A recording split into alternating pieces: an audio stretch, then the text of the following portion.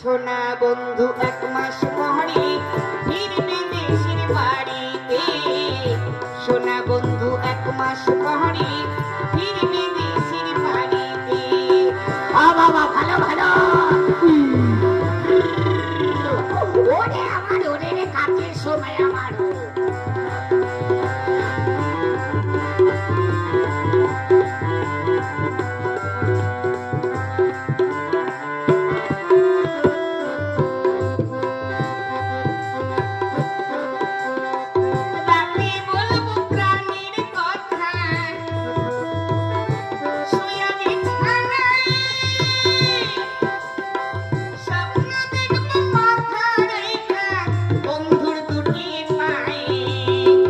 ভালো ভালো চালিয়ে যাও।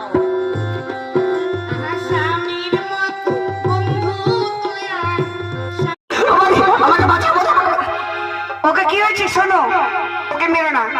ও বৌদি বৌদি দেখো, এতক্ষণ সব ভাগ করেছে, আমি সব মেনে নিয়েছি, আর এই শেষ ভাগটা আমি করেছি কেন?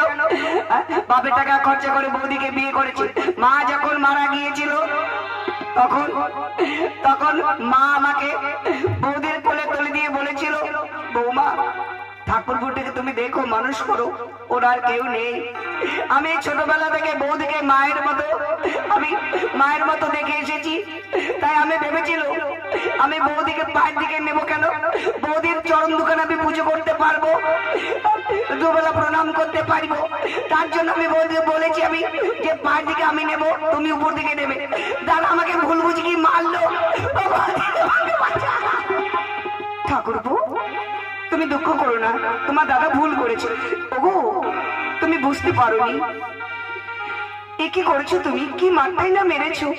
আরে ভাই আমি বুঝতে পারিনি রে ভাই, তুই কত ভালো রে ভাই।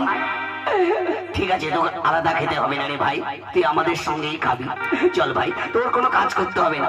ঠিক আছে বৌদি, আমাকে একটু কোলে নাও বৌদি। এসো ঠাকুরপো এসো, চল আমাকে খেতে দেবে বৌদি। এসো ঠাকুরপো এসো।